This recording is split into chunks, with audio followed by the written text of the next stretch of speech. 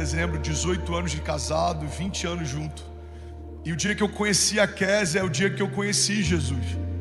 Então eu me sentava com a família, eu não sabia como me portar. Eu ia no culto, eu não sabia como fazer.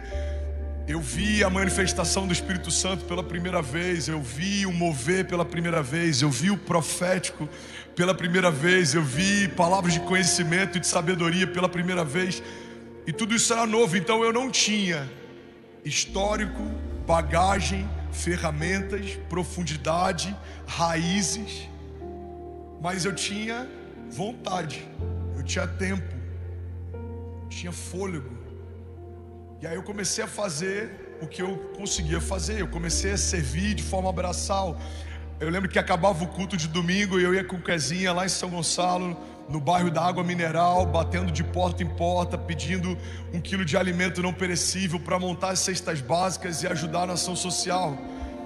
Eu lembro que isso para mim foi tão poderoso, porque alguém que nem conhecia Jesus agora estava servindo Jesus com aquilo que ele tinha disponível para fazer. E à medida que você vai se envolvendo, Deus vai multiplicando dons, Deus vai derramando mais, Deus vai te entregando mais.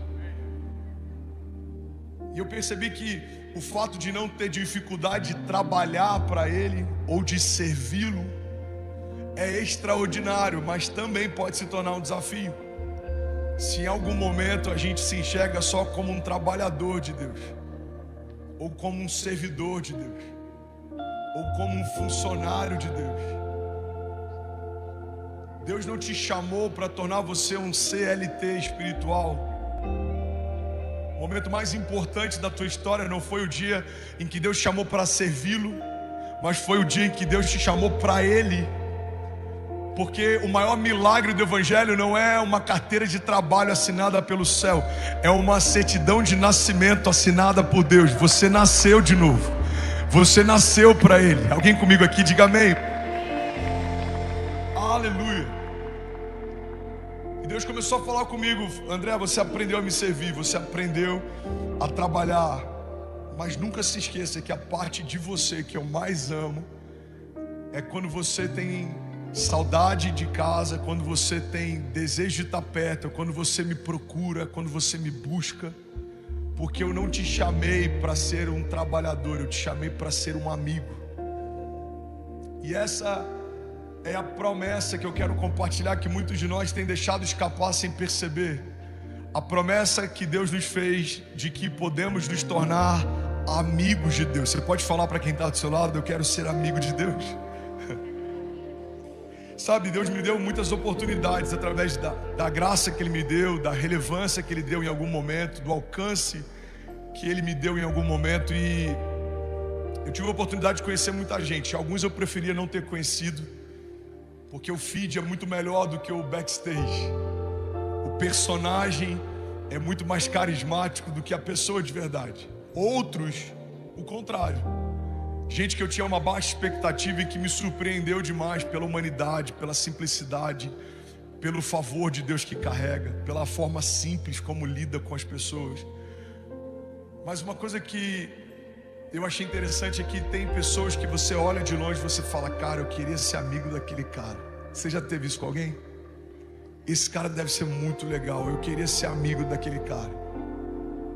E a verdade é que a gente consegue ter com facilidade esse entendimento quando falamos da pessoa de alguém, mas temos dificuldade de ter esse entendimento enquanto não entendemos que Jesus também é uma pessoa. A pessoa do Espírito Santo de Deus, a pessoa de Jesus e o próprio Deus, eles têm o desejo e a ânsia de nos tornarmos amigos deles. A Bíblia fala: do que adianta ganhar o mundo e perder a sua alma? Agora, o entendimento ainda mais claro sobre nós que somos cristãos: do que adianta sermos servos, líderes, ungidos e perdemos o lugar de intimidade? Do que adianta sermos trabalhadores para a casa dele, construímos para ele, mas perdemos o acesso e a liberdade com ele? É como aquele funcionário que sabe quem é o patrão, sabe qual é o carro do patrão, mas nunca tomou um café com o patrão. Não é para esse lugar que Deus quer te levar, porque não é para essa relação que Ele quer te levar. Não é uma relação de patrão e funcionário, é uma relação de pai e filho. E é sobre isso que eu quero pregar nessa manhã. Alguém está comigo? Diga amém. O primeiro ambiente criado por Deus não foi um templo, foi um jardim. E quando olhamos para as primeiras obras, elas são um indicativo da intenção do coração de Deus. Tem uma mensagem minha antiga chamada Back to the Future, que eu falo sobre todas as chaves do nosso futuro que elas já estão implícitas no nosso passado, na nossa origem, na nossa gênese. Irmão, olha para mim, não se distrai, por favor. Ninguém conversando agora. O Espírito Santo quer conversar com você, amém? Não pega no celular, nem precisa anotar. Assiste depois e anota. Eu queria pedir para nenhum voluntário caminhar pelo auditório, todos sentados, por favor, porque essa mensagem é uma mensagem para a igreja e Deus vai mudar a história de alguém a partir de hoje. As primeiras obras de Deus falam muito a respeito da intenção do coração de Deus, porque a primeira parte, a primícia, Ele poderia ter feito muitas coisas, mas escolheu fazer o que fez por um motivo. Deus fez o que fez no princípio por um motivo. Deus fez como fez no princípio por um propósito. Então, quando olhamos para a Gênesis, vemos que no princípio criou Deus os céus e a terra era vazia, e havia trevas, o Espírito de Deus pairava sobre a face das águas, até que o haja de Deus começa a modelar uma terra sem forma. Ele cria a separação entre o dia e a noite. Ele convida o Filho para se manifestar no primeiro dia. Haja a luz que brilha no princípio não é a luz do sol, é Jesus, a luz dos homens. Então a Trindade começa a fazer tudo junto. Eles estabelecem a criação, as espécies, a multiplicação. E aí então no sexto dia ele forma um homem do pó da terra, sopra sobre ele o seu espírito. E agora um homem feito de barro carrega dentro de si a própria vida de Deus. E ele contempla com a criação o que fez no sétimo dia. Ele descansa, ele desfruta. Irmão, isso aqui é tão poderoso. O homem é feito no sexto e é convidado a contemplar no sétimo. Não há cansaço no homem que justificasse o descanso de Deus. O que Deus está ensinando para nós é que o descanso que Ele propõe não é um descanso para renovação de forças, é um descanso para contemplação da amizade, da intimidade. Ele está dizendo: ei filho, deita aqui, olha o que eu fiz para você, olha o que eu preparei para você, olha o que está reservado para você, olha o que foi desenhado para você. A contemplação do sétimo dia fala a respeito de um pai que está feliz em mostrar para o filho aquilo que preparou para ele. Alguém está pegando isso aqui? Diga amém. E é por isso que viver acelerado é necessário em alguns momentos, momentos de crise, momentos de reconstrução, momentos de transição. Mas a gente precisa também ter os momentos de contemplação. A Kezinha fala algo que eu amo. Ela diz que quem vive correndo não tem tempo para amar. A gente está correndo muito, a gente está fazendo muito, mas a gente precisa em alguns momentos sentar e contemplar o que Deus está fazendo. Eu não lembro de quem é essa frase, mas o autor dizia que quando trabalhamos, colhemos os frutos do nosso trabalho, mas quando oramos, colhemos os frutos do trabalho de Deus. Então qual é o propósito da contemplação? Você vê o que Deus está fazendo. Você olhar para os seus filhos correndo na sala da casa e você ter um momento de consciência de falar: meu Deus, isso poderia não existir. Eles poderiam não estar aqui. Eu poderia não estar aqui. É você estar num culto, olhar para o lado e você falar: meu Deus, eu estou numa igreja. Alguns anos atrás eu odiava esse lugar, ou a ideia dele. Tem um pastor ministrando a palavra e eu estou sentindo Jesus se movendo dentro de mim. Eu era completamente fechado para isso. É você olhar para o teu passado e lembrar de onde Deus te tirou, olhar para tudo que o Senhor já fez. A contemplação gera gratidão. A contemplação gera humildade. Porque você começa a perceber que tudo que tem de mais extraordinário na tua história não tem a ver com você, tem a ver com Ele. a gente começa a perceber que tudo que tem de mais problemático na nossa história não tem a ver com Ele, tem a ver com a gente. Todas as falhas, problemas, crises, autossabotagem tem a ver comigo. O que eu deveria ter feito e não fiz, ou o que eu não deveria ter feito e fiz. Mas tudo que existe de glorioso tem a ver com Ele. O favor, a graça, a misericórdia, a bênção de Deus, a riqueza de Deus que não acrescenta dores. Alguém comigo aqui diga amém. Então entenda, o primeiro ambiente criado por Deus não foi um templo, foi um jardim.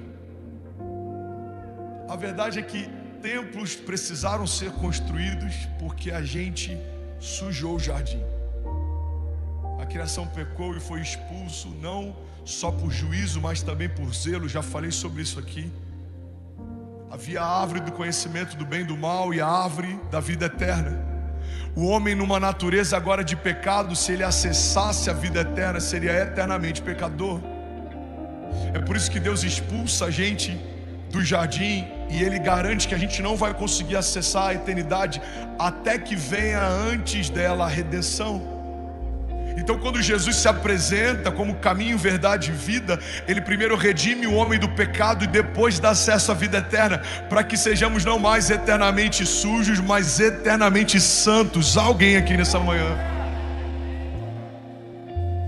Então a gente sujou esse lugar, e é por isso que agora homens precisam construir esses lugares.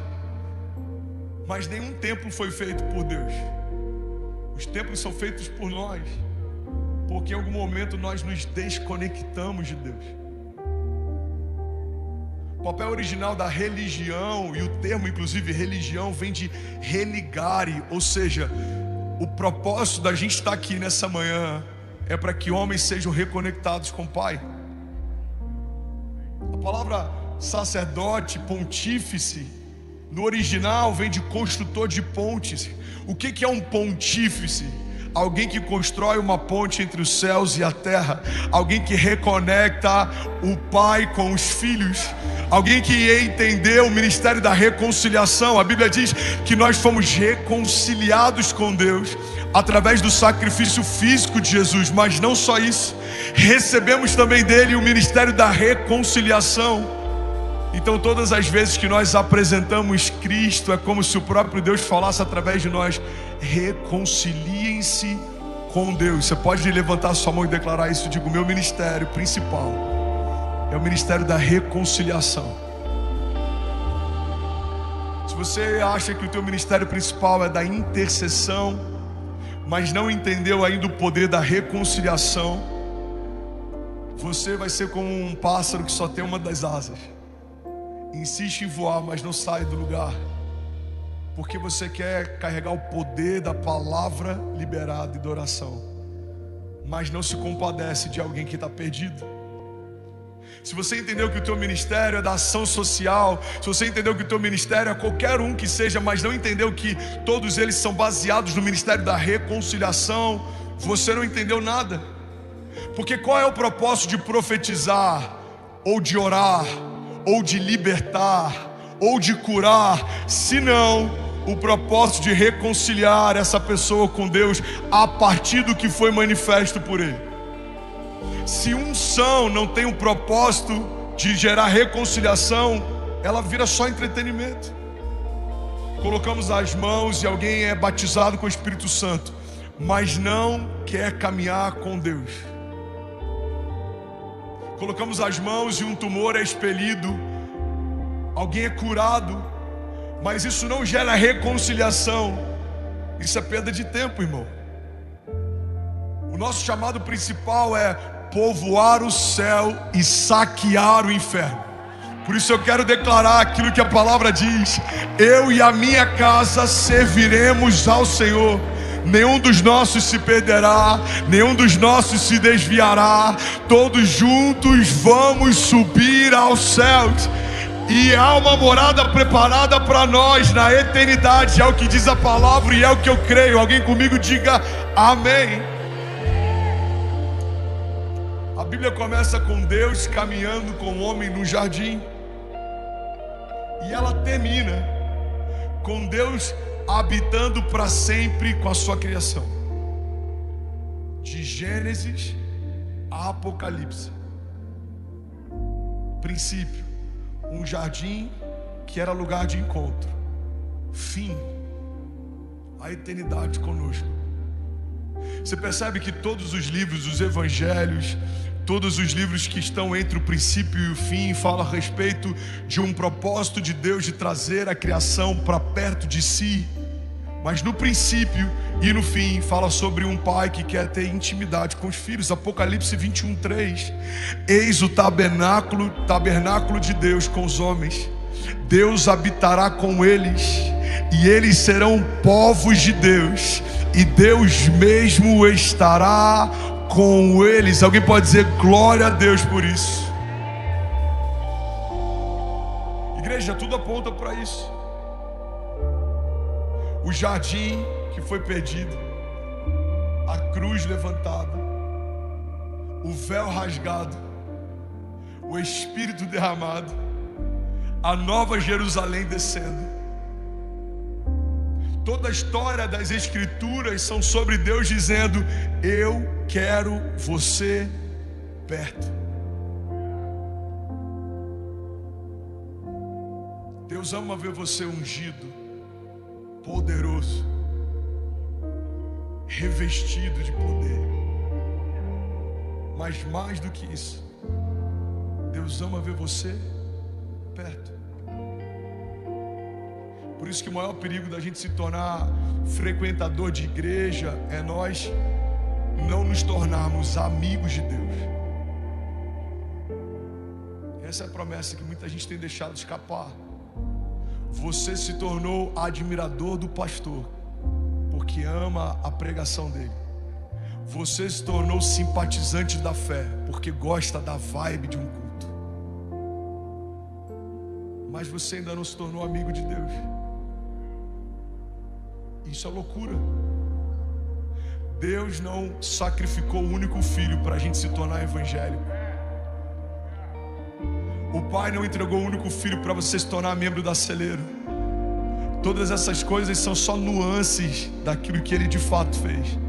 Deus entregou o seu único filho para que todo aquele que nele crê não pereça, mas seja salvo e se torne amigo e caminhe perto. Alguém está comigo? Diga amém. Esse é o maior chamado do Evangelho. Se for para Ele, você pode fazer melhor que isso. Vamos, se tem alguém avivado, você pode fazer melhor que isso. Se tem alguém cheio da glória de Deus, você pode fazer melhor que isso. Aleluia. O maior chamado do Evangelho não é ser usado por Deus, é ser amigo dele. Porque no final da nossa jornada, irmão, o que vai sustentar a tua vida não vai ser o tamanho do teu ministério, vai ser a profundidade da tua intimidade. Tem amigos de Deus com ministérios muito pequenos, e tem homens desconhecidos por Deus com ministérios gigantes, globais, extraordinários, suntuosos. Porque a gente vai falar sobre isso daqui a pouco. É possível fazer para Deus, construir para Deus e ainda assim estar distante dele. A unção é irrevogável, uma vez derramada sobre alguém não é removida. E é por isso que a gente pode ver alguém operando nos dons e ainda assim o coração estando distante do Pai, porque a gente ainda funciona mesmo estando longe dele. É por isso que a manifestação dos dons não é uma aferição, uma aprovação da nossa santidade ou vida com Deus ou comunhão com Ele.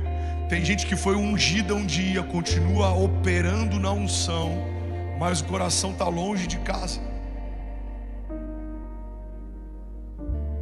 A gente já entendeu que Ele é Salvador, a gente já entendeu que Ele é Senhor, mas a gente não pode esquecer que Ele quer ser amigo.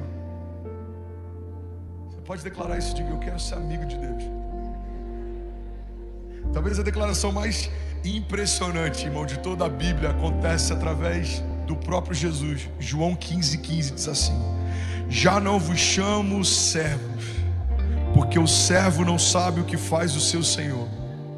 Mas eu tenho-vos chamado amigos, porque tudo quanto ouvi do meu Pai, eu tenho-vos dado a conhecer. Alguém pode dizer glória a Deus por isso? Eu já não chamo mais você de servo, Jesus está dizendo, porque o servo não sabe das coisas do seu senhor. Imagina um funcionário lá da base, eu falo com muito carinho sobre alguém que não faz parte do time estratégico, alguém que não faz parte do time tático, alguém que não faz parte da administração. Ele só é notificado, ele recebe uma comunicação, a empresa vai mudar de endereço, ou a empresa vai fechar, ou mudou o CEO, mudou o CFO, mudou quem quer que seja. Ele fica sabendo depois. O que Jesus está dizendo é: eu não tenho essa posição e essa relação com vocês. Eu quero compartilhar para vocês os segredos que o meu Pai tem compartilhado comigo. Tem uma pregação minha que fala sobre o governo, e eu falo que o homem que ouve o céu governa a terra. E é exatamente por conta desse princípio. Vemos na antiga aliança homens que eram visitados pelo Espírito Santo, e a partir daquilo que eles ouviam nessa visitação, governavam no seu tempo. José teve uma revelação do sonho de Faraó e governou a nação mais poderosa da terra naquele tempo, porque ele ouviu o céu e governou a terra. E assim foi com Davi, assim foi com Noé, e assim foi com Moisés. Mas nós estamos debaixo de uma nova aliança, e nessa nova aliança há uma dispensação do Espírito Santo. E nessa dispensação você não precisa mais correr até um sacerdote e pedir para que ele revele, ou você viver dependendo de um profeta para que ele profetize. A palavra de Deus diz que o maravilhoso conselheiro habita em nós. Aquele que tem a palavra certa na hora certa, aquele que nos guiará em toda boa palavra e em toda boa obra, porque o Espírito foi derramado sobre toda a carne, para que os nossos velhos ainda sonhem, para que os nossos jovens visionem e para que os nossos filhos profetizem. Alguém está comigo? Diga amém. Agora, o que é interessante em João 15:15 é que ele fala sobre senhorio. Pega isso aqui, irmão. Alguém está recebendo algo de Deus? Alguém crê que Jesus está aqui? Ele fala sobre senhorio e ele fala sobre amizade. O que é interessante nesse texto é que Jesus não elimina o senhorio, ele só acrescenta a amizade. E é aí que muitas vezes a gente se perde quando vai para o outro extremo. Eu já vi em alguns púlpitos pessoas orando e falam com Deus como se estivessem falando com um parça. E a desculpa é: não, é que eu tenho intimidade com meu pai. O fato da gente ter intimidade com o pai não nos dá o direito de entrarmos como moleques na sala do trono. A amizade e a intimidade não pode diminuir a reverência e o temor. Quando ele fala, tememos e trememos na presença dele. Então, nessa passagem de João 15:15, ele acrescenta amizade, mas ele não retira senhorio. Ele quer ser amigo, mas ele continua sendo Senhor. É por isso que eu não posso me revoltar quando algo foge do meu controle, ou quando ele frustra a minha vontade, ou quando algo não acontece do jeito que eu quero. Porque por mais que eu seja amigo, para poder ouvir as batidas do coração dele, saber o que ele pensa e o que o pai falou para ele, eu não posso me revoltar com o meu Senhor, porque manda quem pode e obedece quem tem juízo. Ele criou os céus e a terra e me estabeleceu quando nada existia.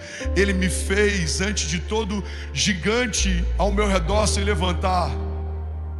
É Ele quem dá destino ao meu espírito quando o meu corpo voltar para o barro. Ou seja, Ele é o Deus Todo-Poderoso, Criador dos céus e da terra. Ele é o meu amigo, mas Ele também é o meu Senhor. Alguém comigo diga amém. Então o que significa, igreja, ser amigo de Deus? Amigo de Deus gera uma relação de intimidade mas não de igualdade. Vou falar isso de novo. Se tornar amigo de Deus significa ser inserido numa relação de intimidade, mas não de igualdade. Eu não sei o meu futuro, eu não posso criar novas realidades a não ser a partir do nome de Jesus. Eu não consigo libertar cativos se não for pela autoridade do nome de Jesus. Eu não consigo curar enfermos se não for pela autoridade do nome de Jesus. Eu não consigo batizar ninguém com o Espírito Santo se não for o próprio Espírito Santo de Deus fazendo isso. Eu não posso convencer o homem sequer do pecado, da morte, do inferno, do juízo, se não for o próprio Espírito o convencendo. Eu não posso atestar a salvação para ninguém. Eu não posso perdoar pecados de ninguém. Houve um tempo em que a religião, por um pagamento, liberava pessoas do pecado, e cobranças de indulgência faziam homens acreditarem que um outro homem poderia liberá-lo de um juízo que também estava sobre si. Não é esse o papel do sacerdote. Ministramos diante de Deus e do povo, mas não temos autoridade para salvar ou perdoar, mas podemos apresentar para a criação quem pode. O Senhor me ungiu, é o que diz a palavra, para anunciar o ano aceitável, para proclamar a boa notícia. E a boa notícia é: o Filho de Deus morreu, mas ao terceiro dia Ele ressuscitou. Alguém pode dizer glória a Deus por isso? Como você pode celebrar Jesus? Eu sei que alguns religiosos não amam essa palavra, mas eu vim pregar para filhos. Eu vim pregar para aqueles que querem ser amigos de Deus. Alguém comigo diga amém. Aleluia. Amizade com Deus não é uma relação de igualdade, é uma relação de intimidade. Salmos 25:14. A intimidade do Senhor é para os que o temem, aos quais Ele dará a conhecer a sua aliança. Quem tem acesso à intimidade de Deus? Aquele que teme a Deus. Igreja, olha para mim. Temor não é medo, amém? Temor é reverência, temor é honra, temor é respeito. A Bíblia fala que o temor ao Senhor é o princípio da sabedoria. Feliz é o homem que teme ao Senhor, será feliz e próspero em tudo que faz. Eu amo orar esse texto. Será como uma árvore plantada junto ao ribeiro das águas, que as suas raízes se estendem, e mesmo em tempos de seca as suas folhas permanecem verdes. O homem que teme ao Senhor, a Bíblia diz que terá a sua esposa sentada à mesa como uma videira frutífera, e os seus filhos ao redor da mesa como brotos de oliveira. Dará o fruto certo no tempo certo. Assim será o homem que teme ao Senhor. Alguém pode dizer glória a Deus? Salmos 25:14 diz: a intimidade do Senhor não é para qualquer um, é para os que temem, e aos que temem o Senhor dará a conhecer a sua aliança. No original, esse texto foi escrito em hebraico, e no original essa palavra intimidade tem a ideia de conselho secreto, conversa reservada entre amigos próximos. Vou pegar isso aqui em nome de Jesus. Você já entrou em algum ambiente que você precisava falar algo muito íntimo e tinha alguém que não podia ouvir essa intimidade? Você fala: desculpa, você me dá licença um minutinho que eu preciso falar com ele. Você já viveu isso? A Bíblia está dizendo que é assim que o Espírito de Deus se comporta com os amigos de Deus.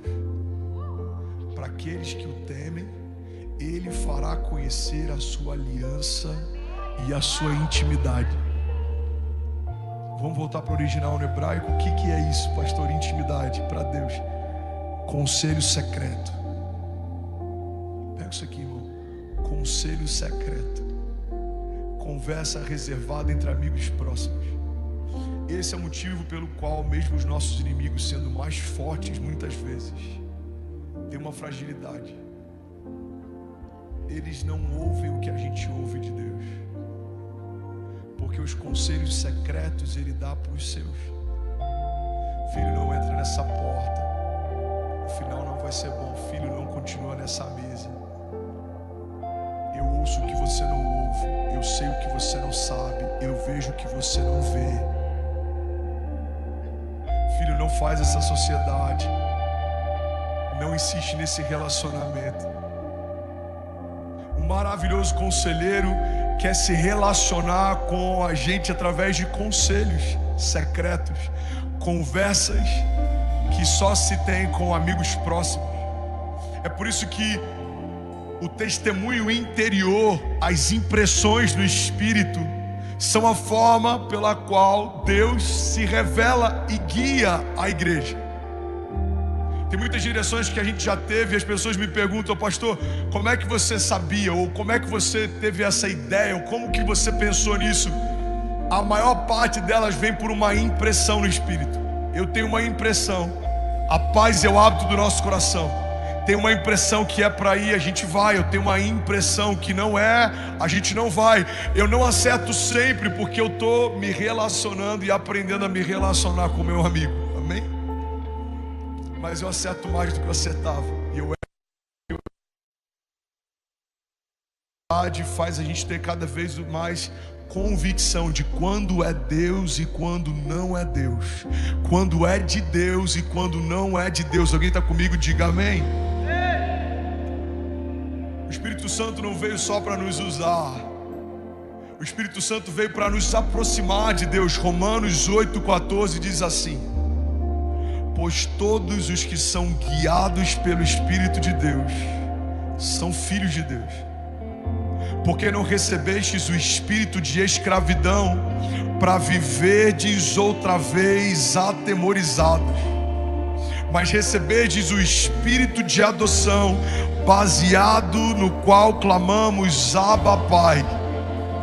O próprio Espírito testifica com o nosso espírito que somos filhos de Deus. Tem algum filho de Deus aqui nessa manhã?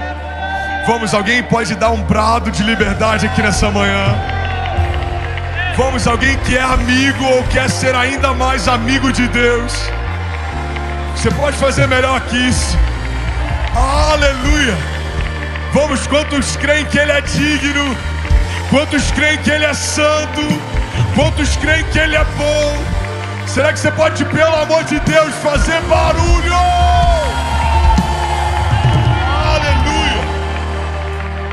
O próprio Espírito testifica ao nosso espírito que somos filhos de Deus. Irmão, eu preciso te alertar sobre algo nessa manhã. Alguém está recebendo algo de Deus? Diga amém. Tem gente servindo a Deus sem desfrutar de Deus.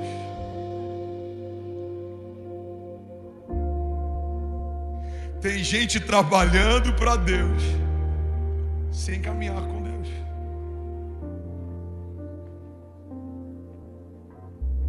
A maior tragédia espiritual não é você conhecer pouco sobre Deus.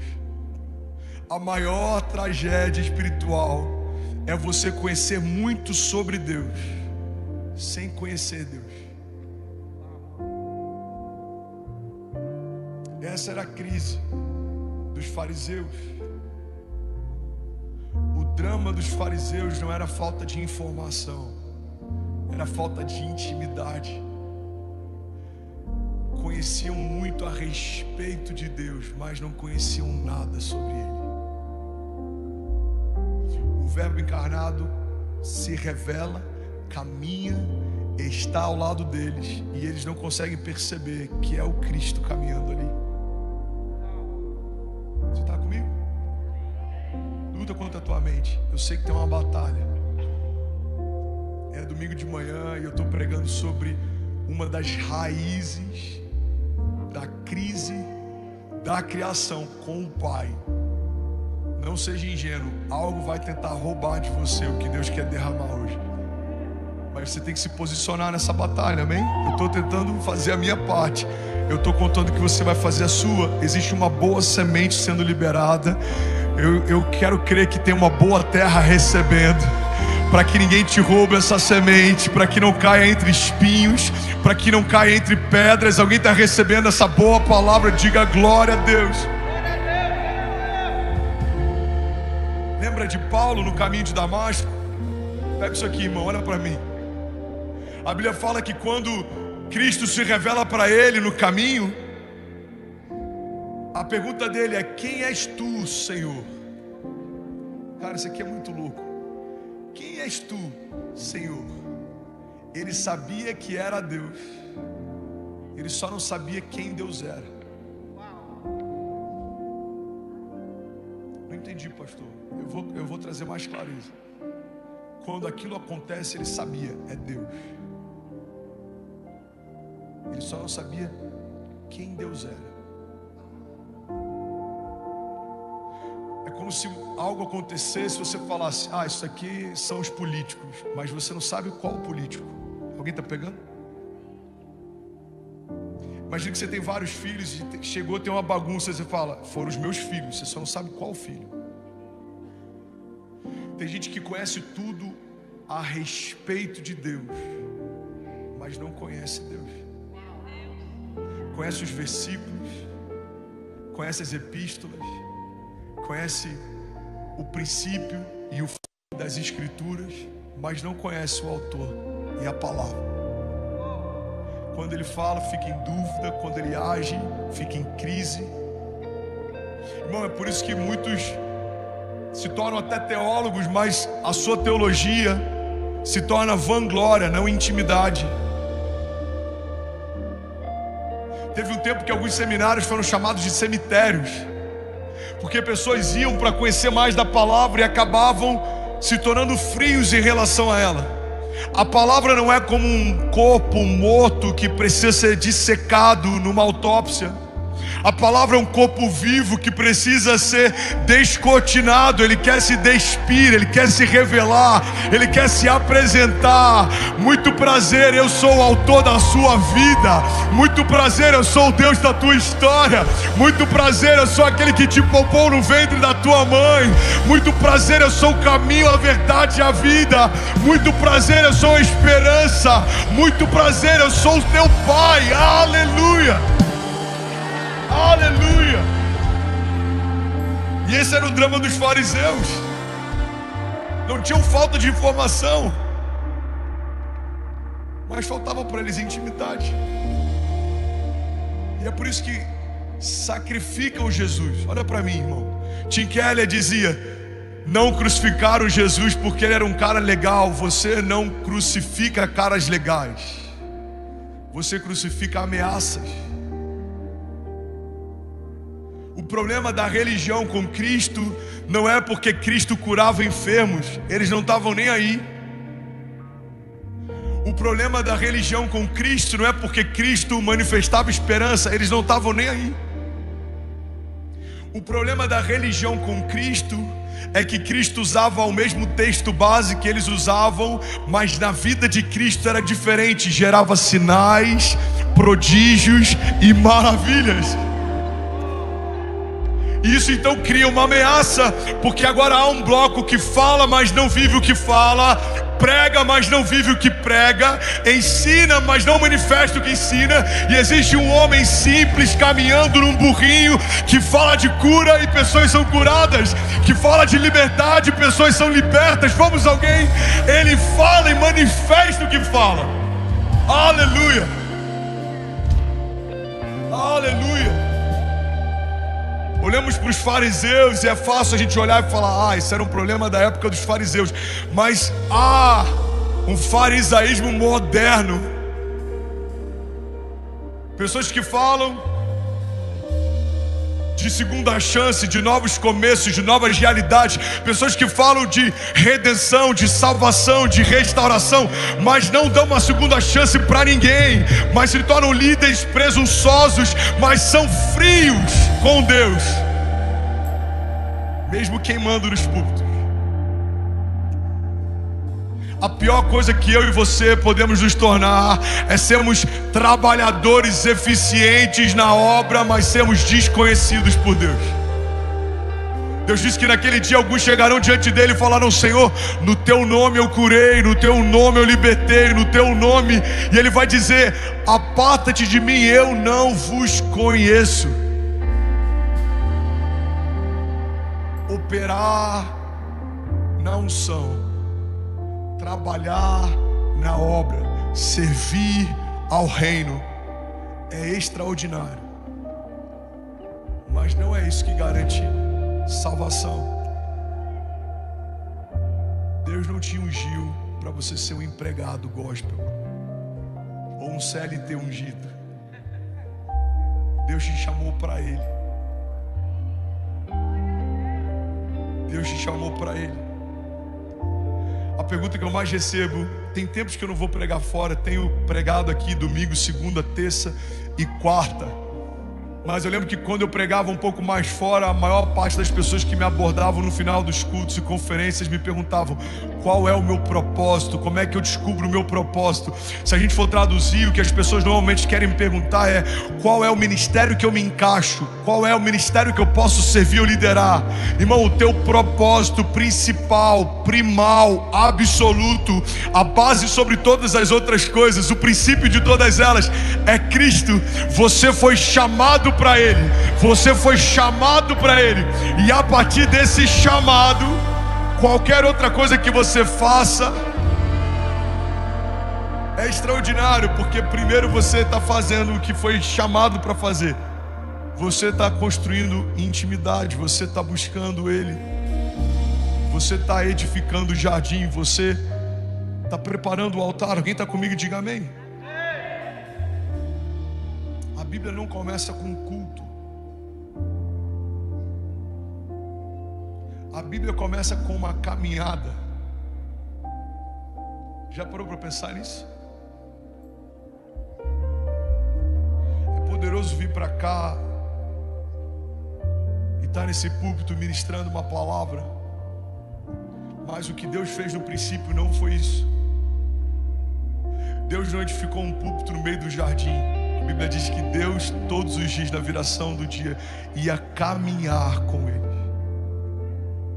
E ouvindo Adão os passos de Deus no jardim. Deus é um Deus de jornada, Deus é um Deus de caminhada, Deus é um Deus de perto, Deus é um Deus de relacionamento, mesmo sendo tão grande. Fazer questão de se apequenar para caber no convívio. Mesmo sendo tão grande, fazer questão de se apequenar para caber na relação. E às vezes a gente cresce um pouquinho em alguma área e começa a não ter tempo para Deus. Você tem noção que é aquele que estabeleceu os fundamentos, os firmamentos, que estabeleceu as estrelas, os luminares, o sol e a lua, a gravidade, o cosmos, o universo? Esse Deus infinito, ilimitado, se apequenou para falar comigo, se apequenou para falar com você. Aí eu e você crescemos um pouco no ministério, crescemos um pouco no trabalho, crescemos um pouco na vida financeira, crescemos um pouco na nossa independência, e agora a gente começa a falar que não tem tempo para Ele. Eu estou ocupado demais. Vou falar de uma relação aqui de comunidade.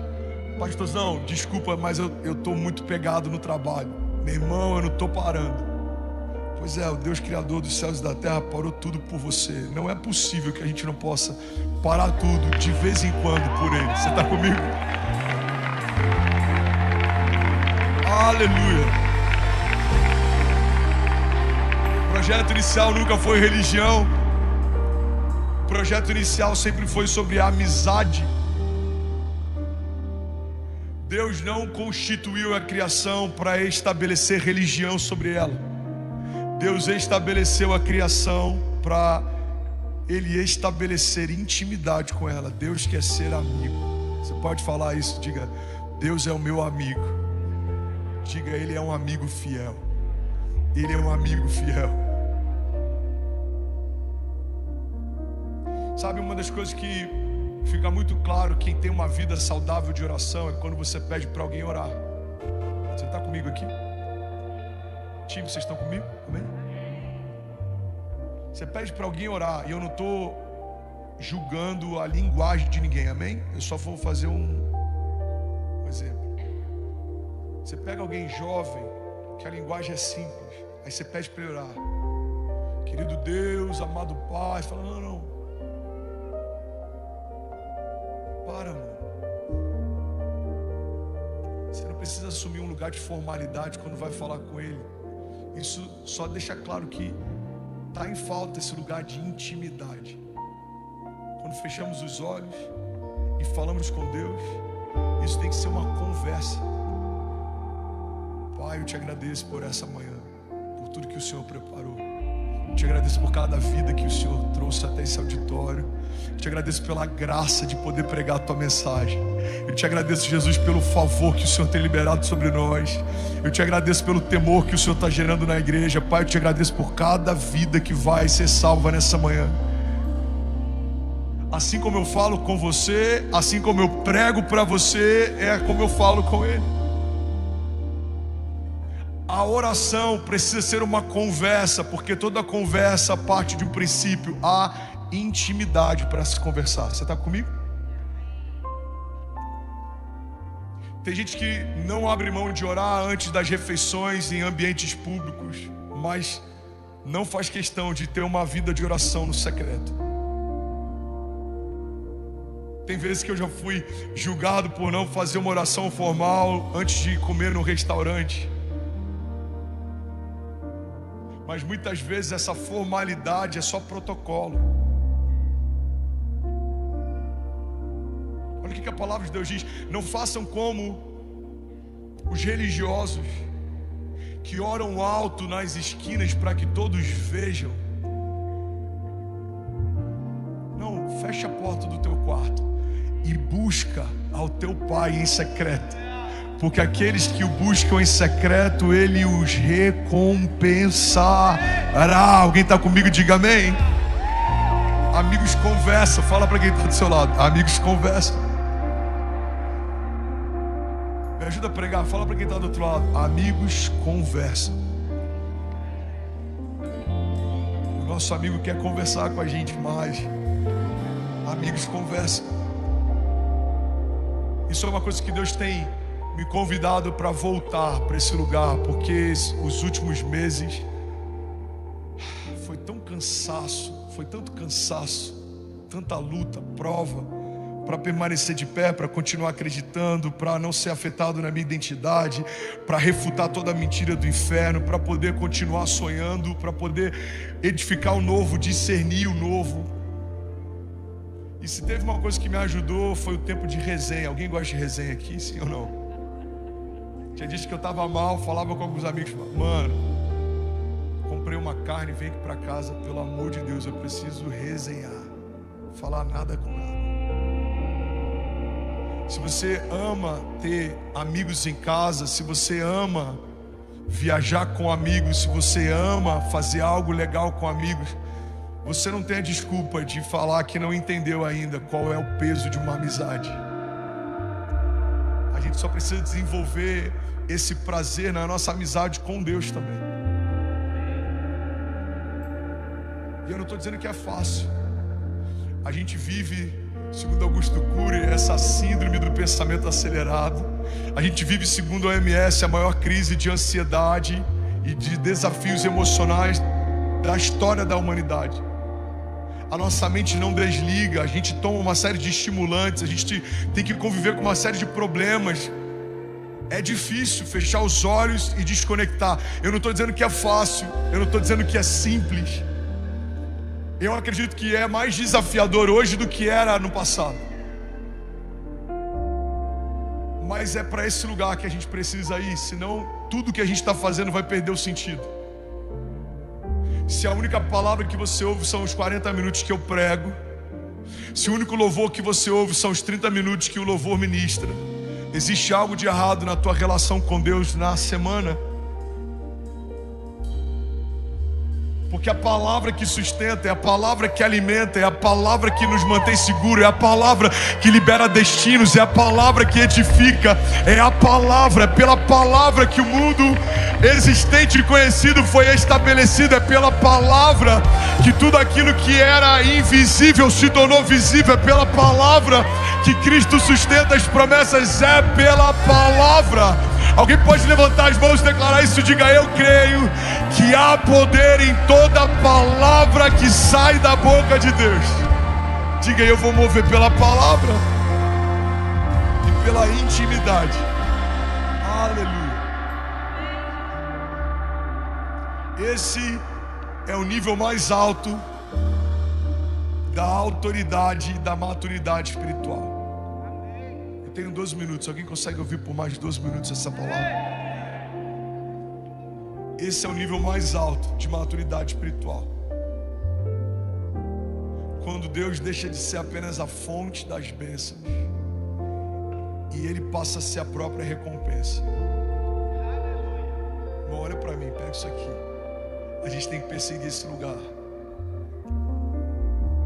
Deus é galardoador. Deus é abençoador. Mas quando eu entendo que Ele já é a própria recompensa, eu estou num nível de maturidade espiritual diferente. É a gente entrar no nosso lugar secreto e falar: Deus, só de ter a Tua presença aqui eu já estou satisfeito. Tem aquela canção que a gente canta: Tua presença vale mais. Cadê a Sara? Canta pra gente rapidinho, Sara. Tua presença vale mais do que o ouro. Tua presença vale mais do que a prata. Tua presença vale mais. O entendimento de que fechar a porta e poder acessar o Deus Criador do universo é uma graça que não é para qualquer um. Isso gera em nós temor. O Deus que fez os céus e a terra está a um clamor do meu encontro. Vamos, alguém pega isso aqui em nome de Jesus. Se eu bato, a porta se abre. Se eu busco, eu encontro. A Bíblia diz: clama a mim e responder-te-ei, e anunciar-te-ei coisas grandes e insondáveis que não sabes. Feche teus olhos em nome de Jesus.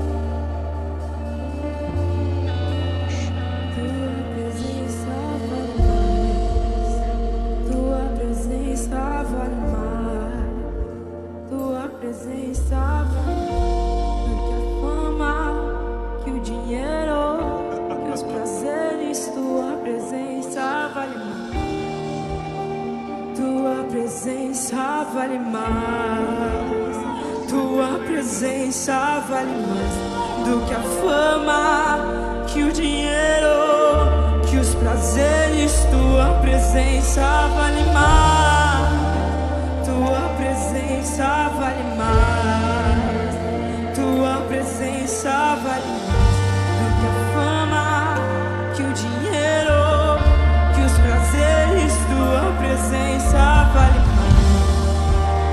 Tua presença vale mais, tua presença vale mais do que a fama, que o dinheiro. Tua presença vale mais, tua presença vale mais, tua presença vale mais do que a fama, que o dinheiro, que os prazeres. Tua presença vale mais, tua presença vale mais, tua presença vale mais do que a fama, que o dinheiro. Vamos fazer dessa canção uma declaração. Levanta suas mãos. Tua presença vale mais. Declara isso, lidera a adoração. Tua presença vale mais. Tua presença vale mais do que a fama, que o dinheiro, que os prazeres. Tua presença vale mais, tua presença vale mais, tua presença vale mais do que a fama, que o dinheiro.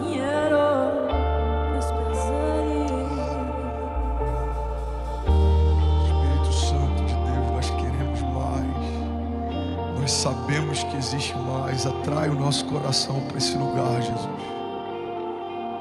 Remove todo impedimento. Remove toda mentira. Sofisma.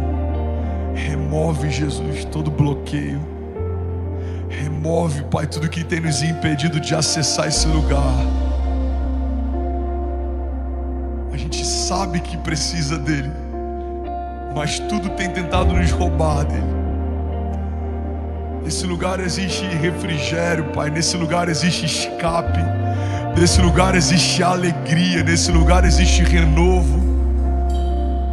Atrai, Jesus, o nosso coração para esse lugar. Leva os nossos pensamentos cativos a Ti, Senhor.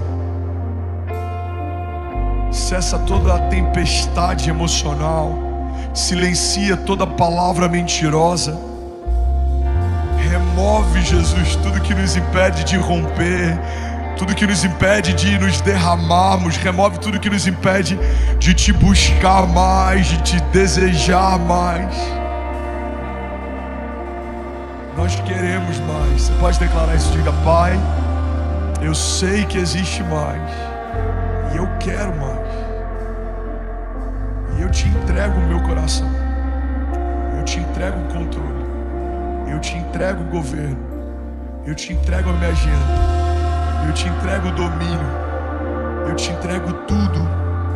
Diga: Senhor, eu Te entrego tudo nessa manhã, para que seja feita a Tua vontade na minha vida, como já é feita no céu, em nome de Jesus. Se você concorda, diga amém.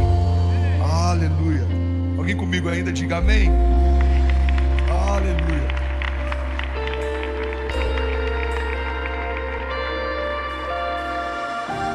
Irmão, o maior elogio que Deus pode fazer sobre um homem não é ele foi poderoso. O maior elogio que Deus pode fazer sobre o homem é: ele andou comigo. Eu preciso ir para esse lugar. Eu preciso ir para esse lugar. Senhor, o Senhor sabe quem é o André Fernandes? Eu sei, ele andou comigo. Você sabe quem é a Cecília? Eu sei, ela andou comigo. O Senhor sabe quem é a Késia? Sim, eu sei, ela andou comigo. O Senhor sabe quem é o Benício, a Chloe? Sim, eu sei, eles andaram comigo. Imagina o seu nome sendo citado. O Senhor sabe quem é o Mateus, o Lucas, a Débora? O Senhor sabe quem é o Davi? Sim, eu sei, ele andou comigo.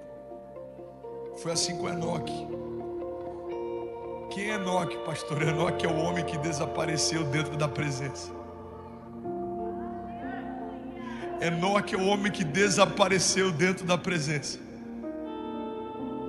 Enoque era amigo de Deus. Gênesis 5:24. Andou Enoque com Deus e já não era, porque Deus o tomou para si. Irmão, Enoque desenvolveu um nível tão poderoso de intimidade com Deus que Deus não esperou o tempo de Enoque. Ele o tomou para si.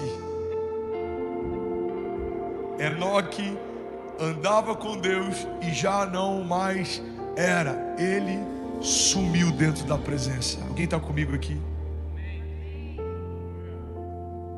A Bíblia não fala muito sobre Enoque, a não ser a respeito de um homem que o próprio Deus o tomou para si.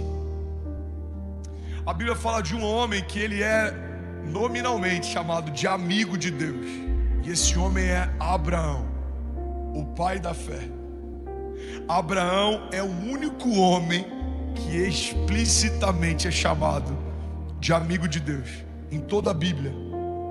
2 Crônicas 27 diz: porventura não és tu o nosso Deus, que lançaste fora os moradores dessa terra diante do teu povo Israel, e a deste para sempre a descendência de Abraão, teu amigo? Tiago 2:23. Abraão creu em Deus, e isso lhe foi imputado para a justiça, e ele foi chamado amigo de Deus. Alguém pode dizer glória a Deus por isso? Abraão foi chamado de amigo de Deus. E como os amigos se relacionam? Se você tem um bom amigo, ele vai te poupar de algo que ele sabe e você precisa saber. Você está comigo? Porque um amigo de verdade fala a respeito daquilo que sabe, precisa que o outro saiba. Irmão, olha para mim, pega isso aqui. Antes de Deus destruir Sodoma e Gomorra, olha a conversa, Gênesis 18: ocultarei a Abraão o que estou disposto a fazer. Imagina uma conversa entre Deus e Ele mesmo. Eu vou destruir Sodoma e Gomorra. Ocultarei a Abraão o que eu estou prestes a fazer. Ele fala: não, eu preciso contar para o meu amigo. Amigo, eu vou derramar juízo sobre Sodoma. Amigo, a minha fúria vai se manifestar sobre aquele povo, a ponto de Abraão conversar com Deus. Irmão, guarda isso aqui. Vivemos ansiosos porque temos dúvidas em relação ao futuro, mas a verdade é que a gente é preguiçoso na relação com Deus, porque o nosso bom amigo, que é o dono do tempo e é o Pai da eternidade, pode nos revelar a respeito dos tempos, o que está por vir, o que vai acontecer, o que não devemos temer e o que precisamos nos preocupar. O nosso bom amigo está nos esperando no lugar de encontro. Ele está no jardim, ele não fura esse compromisso, mas às vezes ele nos espera lá até o dia seguinte e a gente não chega. Os passos dele continuam no jardim, ele continua vindo ao nosso encontro e ele quer revelar o que ele está a fazer, mas a gente não o busca, e por não os conhecermos, perecemos. Porque o povo de Deus perece por falta de conhecimento, e não é só o logos, o conhecimento prático, a informação, mas é a intimidade.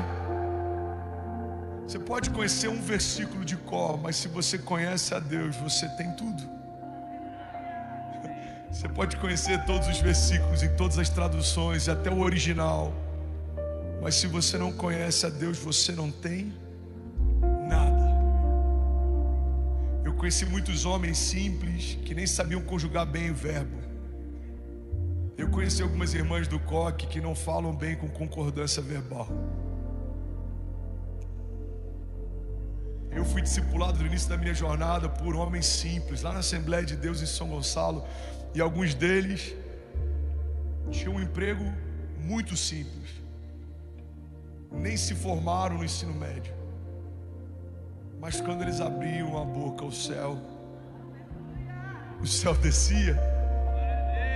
Quando eles oravam, o céu respaldava. A gente precisa ir para esse lugar. E se Deus te deu mais do que uma formação no ensino médio, imagina o quão mais poderoso pode ser alguém que tem a formação da terra, como Daniel, que era sábio entre os sábios, mas alguém que também tem a revelação do céu, que abre a boca e o céu se move. Vamos, alguém aqui? Não faz sentido termos 2 ou 3 formações, mas não conhecemos os 4 evangelhos. Não faz sentido a gente conhecer tudo sobre todas as escalações das seleções da Copa do Mundo, mas não conhecemos o fruto do Espírito e as manifestações de Deus. O Vini estava falando esses dias que um amigo dele sabe qual é a perna direita, se o cara joga com a direita ou a esquerda de qualquer jogador de qualquer seleção do mundo. Se você pegar Gana, jogador tal, ele é destro. Marrocos, jogador Y, ele é canhoto. Tem jovens que conhecem todos os personagens, sei lá, do Pokémon. Qual que é o novo agora que está viralizado? Me ajuda aí, galera. Aquele mangá. One Piece. Assistimos todos os episódios de Friends. 3 vezes. Alguém comigo aqui? Casa de Papel, maratonou. Na época do CS, madrugada jogando. Mas e a palavra? 40 minutos é suficiente.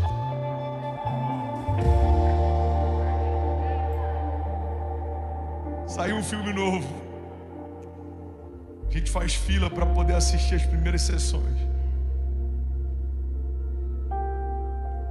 Vai ter um amistoso aqui. Se estiver em São Paulo, tem gente correndo para pegar a bilheteria. Um show vai acontecer. Tem pais que acampam na fila dias para poder pegar um bom lugar para os seus filhos. Tem gente usando fralda, irmão. Tem gente usando fralda para não sair de uma fila para entrar num show. E a gente não consegue ter meia hora de tempo de oração com Deus. Tem gente se urinando para não perder um lugar. E nós que fomos estabelecidos como nação santa, povo exclusivo de Deus, reis e sacerdotes, reclamamos quando o culto passa 20 minutos do horário para acabar. Aonde a gente se perdeu. Às vezes tem um sermão poderoso, tem uma manifestação da glória, e o pastor está preocupado se as pessoas não vão voltar na semana seguinte, porque na semana anterior passamos um pouco do horário aonde a gente se perdeu. Deus está nos chamando para esse lugar. Deus está me chamando para esse lugar, em que nada mais importa, que a presença dele é suficiente, em que ele me basta, em que ele me supre, em que ele me enche, em que ele me renova, em que ele me sustenta. Porque se não é o Senhor a base, quem poderia ser? Se não é ele quem edifica, em vão constrói aqueles que trabalham na edificação. Se não é ele que guarda a cidade, em vão vigia o sentinela. Se Deus é por nós, quem será contra nós? Leonard Ravenhill, o autor do livro Porque Tá do Pleno Avivamento, ele diz: o homem que está íntimo de Deus jamais será intimidado por um homem. Uau! Eu sei o que é, irmão, lidar com desafios. E eu sei o que é lidar com o peso de um sistema. Eu sei o que é lidar com vergonha, com a dor, engolir o choro, não poder falar o que quer falar, porque Deus pediu para não falar. Mas nesses momentos, e alguém pode achar que eu estou falando sobre um tempo presente, mas isso é contínuo. Não é a primeira e provavelmente não vai ser a última vez. Assim que a gente anunciou o celeiro, houve uma reunião em um estado do Brasil, que eu não vou falar qual é, com líderes, que alguns deles eu sei quais são, e a pauta era: não vamos deixar aquele menino entrar aqui. Entende isso aqui, irmão? Ser alguém sem sobrenome ministerial, sem lastro ministerial, que começou a partir de uma paixão por um chamamento de Deus, que não tem recurso financeiro, que não tem respaldo de ninguém, que não tem ninguém valizando, que não tem ninguém garantindo, irmão. Ou você tem intimidade com Deus, ou você é intimidado por alguém. Você está comigo? Ou você tem intimidade com o Pai, ou você vai ser intimidado por alguém. Eu lembro quando há 2 anos atrás a gente ia fazer um evento num estádio, e eu sei o que aconteceu nos corredores.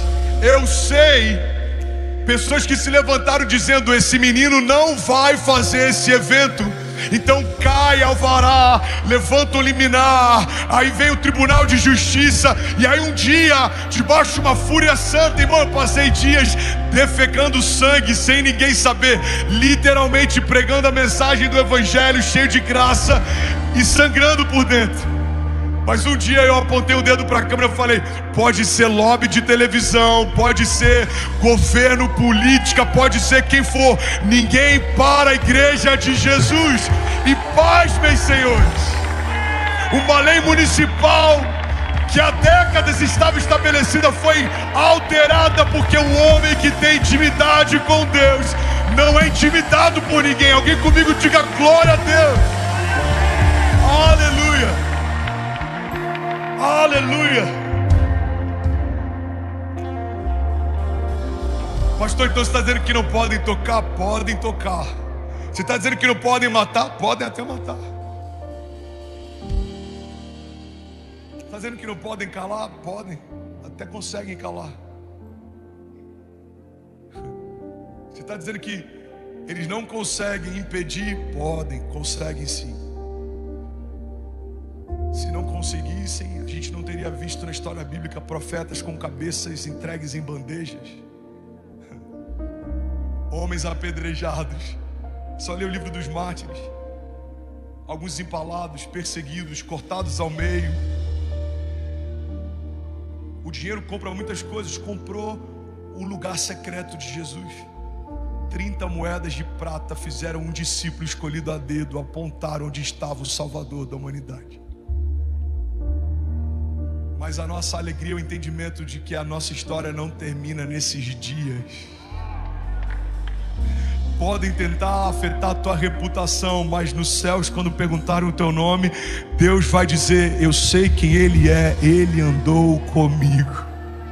Podem tentar paralisar você, entristecer, mas ninguém pode remover de você uma aliança e um selo que foi feito pelo Espírito Santo de Deus. Esse é o meu filho em quem eu tenho o meu prazer. Eu sei quem Ele é e há uma morada preparada para Ele na eternidade. Alguém comigo diga glória a Deus. Não se assuste, irmão. O problema da igreja sempre foi a igreja. Sempre foram os religiosos, a religião. O seu problema sempre vai ser relacionado a alguém que caminha na mesma jornada que você. Mas quem é íntimo de Deus passa a não ser mais intimidado por ninguém. Porque a gente entendeu que quem começou a boa obra é fiel para concluí-la. Alguém está comigo? Diga amém. Eu não estou falando de homens. Quem me conhece, me acompanha, sabe, eu não gasto tempo de púlpito para ministrar qualquer coisa que não seja palavra. Eu estou falando do inimigo da nossa alma. Efésios 6:10. Nossa batalha não é contra a carne ou contra a sangue, mas contra principados e potestades. Por isso precisamos nos revestir de toda a armadura de Deus para resistir no dia mau. O Senhor já nos deu as armas espirituais. Um homem que está íntimo de Deus não é intimidado por ninguém. E eu vou finalizar, fica de pé no seu lugar, o louvor pode subir. Aleluia, obrigado Jesus. Como Deus se relaciona com seus amigos? Você já parou para pensar nisso? Como Deus se relaciona com seus amigos? Gênesis 18:7. Guarda isso aqui, irmão. Ele compartilha segredos, oculta